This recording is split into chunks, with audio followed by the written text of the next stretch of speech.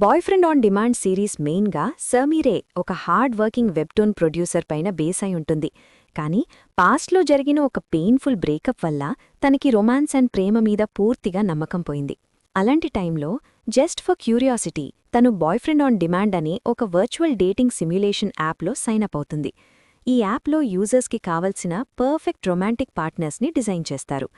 మీరే అక్కడ చాలా ఐడియల్ పార్ట్నర్స్ని మీట్ అవుతుంది. చార్మింగ్ ఎయిర్స్ నుండి కేరింగ్ డాక్టర్స్ వరకు అందరూ అక్కడున్నారు.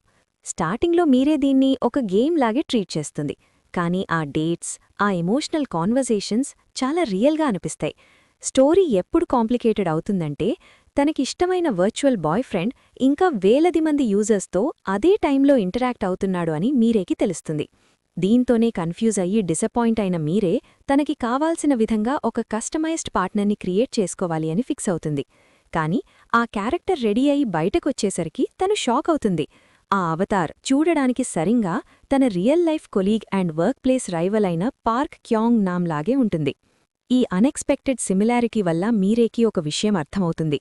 తను ఒక పర్ఫెక్ట్ డిజిటల్ పార్ట్నర్లో వెతుకుతున్న క్వాలిటీస్ అన్నీ రియాలిటీలో ఎప్పుడూ గడవపడే ఆ క్యాంగ్ నామ్లోనే ఉన్నాయి అని. వాళ్ల ప్రొఫెషనల్ రైవల్రీ మెల్లిగా ఎఫెక్షన్గా మారుతుంది. క్యాంగ్ నామ్ తన ఒరిజినల్ సైడ్ని బయటపెడతాడు.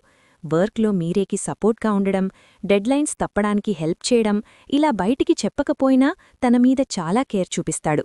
మీరే మాత్రం సేఫ్గా ఉండే వర్చువల్ రొమాన్స్కి అండ్ రిస్క్స్తోని నిండిపోయే రియల్ ఎమోషన్స్కి మధ్య నలిగిపోతుంటది.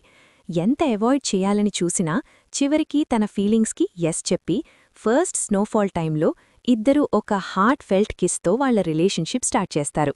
కానీ ఈ ప్రశాంతమైన రొమాన్స్లో ఒక పెద్ద ప్లేజియరిజం స్కాండిల్ అంటే కథల్ని దొంగిలించడం మొదలవుతుంది.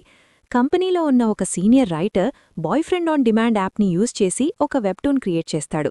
దీంతోనే గొడవ మొత్తం స్టార్ట్ అవుతుంది.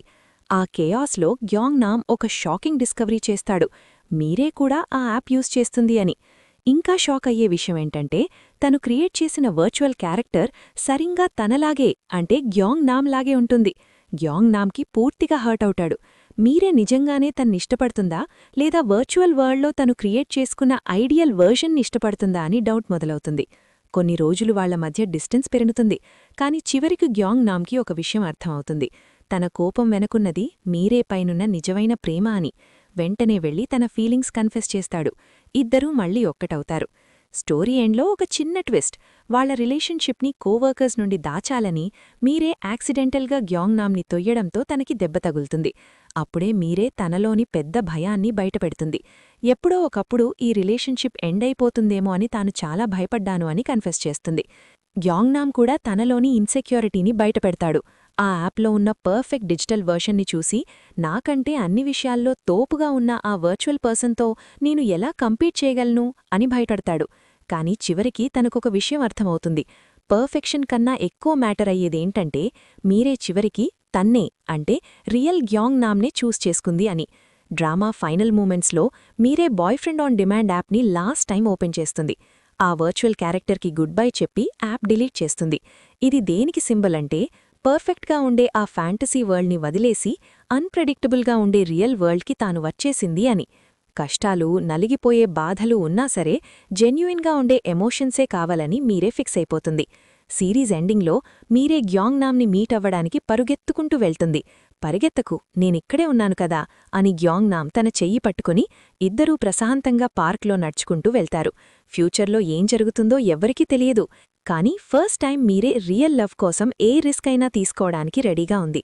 Thanks for watching. మీకీ వీడియో నచ్చినట్లయితే తప్పకుండా లైక్ చేయండి, సబ్స్క్రైబ్ చేయండి అండ్ ఇలాంటి కంటెంట్ ఇష్టపడి మీ ఫ్రెండ్స్కి షేర్ చేయండి.